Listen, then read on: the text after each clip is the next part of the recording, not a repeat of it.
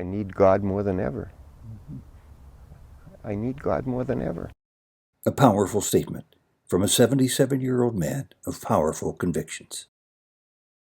My pastor when I was in high school was somebody who had spent time in India with a disciple of Mahatma Gandhi. I learned about Gandhi from my high school pastor, and I was then Martin Luther King. I marched with King in Selma. Educated at Harvard, Columbia, and Union Theological Seminary, Reverend Dr. Jeff Utter has been a United Church of Christ minister since 1968, who years earlier witnessed something he'd never expected.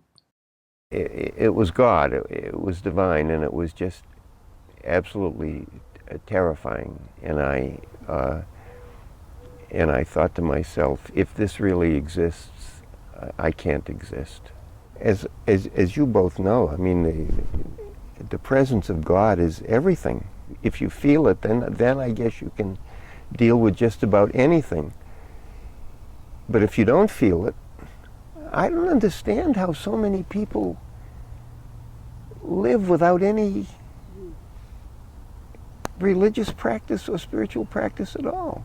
A question with many answers. Jeff Utter and his wife Sharon Whittle open their home and beautiful Pasadena, California property each year to others from many faiths and beliefs.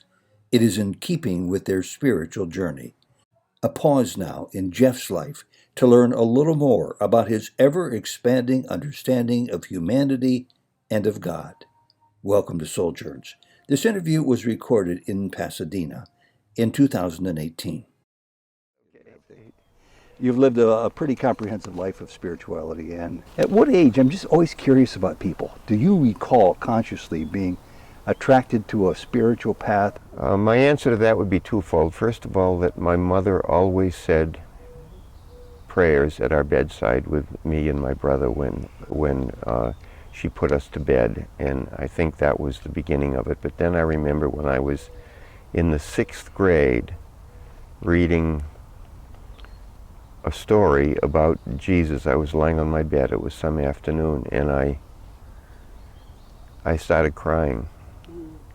I was just deeply moved by it, and that was the beginning. Prayer became increasingly important to me. I mean, it wasn't always positive and wonderful. I had one experience at night when I saw something in the sky, which I knew was, it was God, it was divine, and it was just absolutely terrifying. And I thought to myself, if this really exists, I can't exist. So I've always very much known also what the Bible means when it speaks of the fear of God. But the love of God is the fundamental thing, and it is the final thing, because God is love. What did that thing look like? It looked like the sun, but it appeared in the middle of the night. Why do you suppose that happened? I don't know why it happened, Ted, but you know, in our particular tradition, the Reformed tradition coming down from John Calvin, he spoke about the predestination. And I have often wondered why I've been so preoccupied with God for my entire life.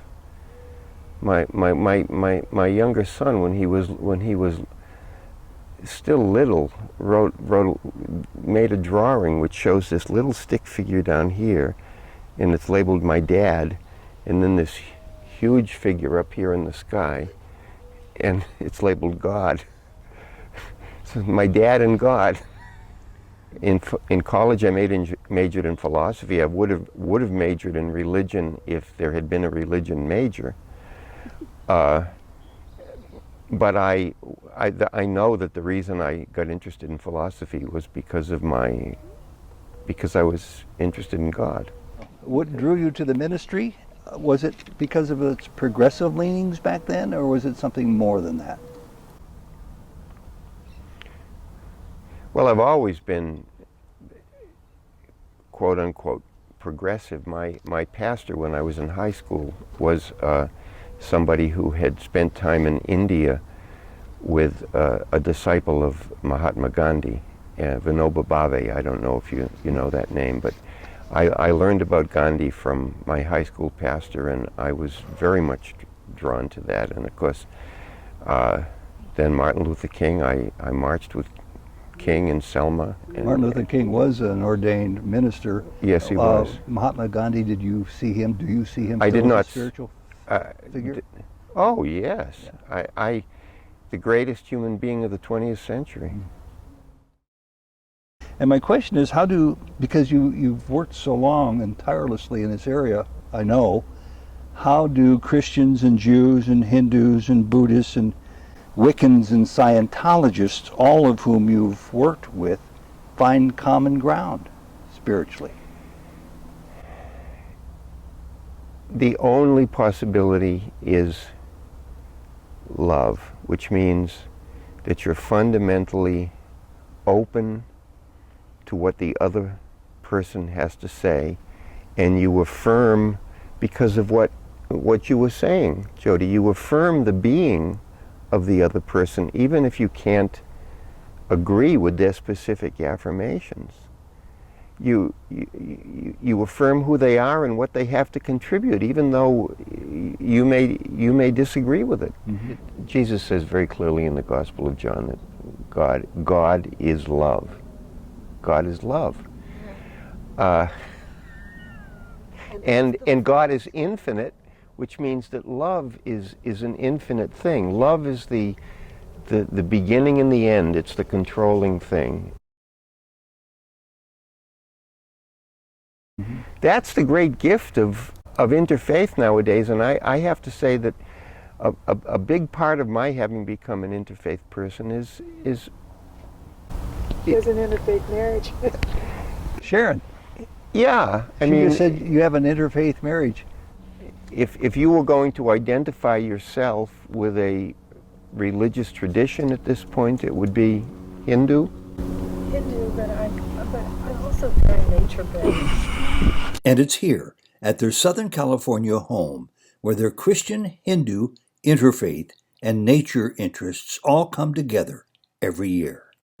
For a couple of decades, it seems like you've opened up this beautiful compound, off and on over the years, to a Hindu sacred fire ceremony known as a Homa, conducted by Amma Shri Karunamai, who comes here every year from India.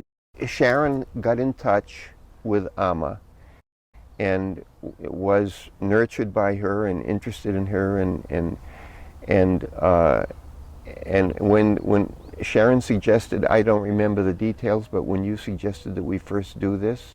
What he and Sharon first did was to help establish a long history of East-West interfaith spiritual relationships right in their own backyard. Rabbi Harold Kushner lost his son, as you remember, and he wrote a book, Why Do Bad Things Happen to Good People? You probably have heard that question asked 1,000 times. What does it mean to you when somebody asks that question that they can sink their teeth into and find some solace with it? Well, the first thing I would do, as you suggested, is just to be silent. The second thing I would do probably is hug the person, embrace them, and the third is to say something like, this is the most troubling most troubling thing that can arise for a human being, and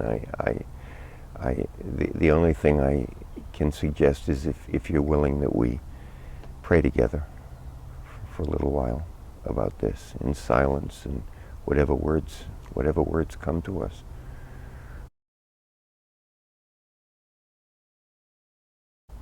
You know, as you both know, I mean, the presence of God is everything. It's everything to feel that presence, and if you feel it, then I guess you can deal with just about anything. But if you don't feel it, I don't understand how so many people live without any religious practice or spiritual practice at all.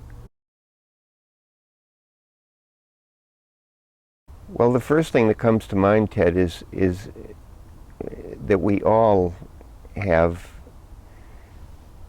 an inflated idea of ourselves and how far we've advanced along the spiritual path, and we may think that we got the presence of God down pat and that we know what it is, and etc. And that may just not be the case at all. I mean, I'm 75 years old. I need God more than ever. I need God more than ever. And if I can occupy myself with all of this stuff and forget about prayer and being in touch with God. And Jeff, I really want to just take a last 20 seconds and thank you for your candor and your honesty and your love and everything else that you've poured out. Thank you very, very much. In your debt. Well, thank you very, very much.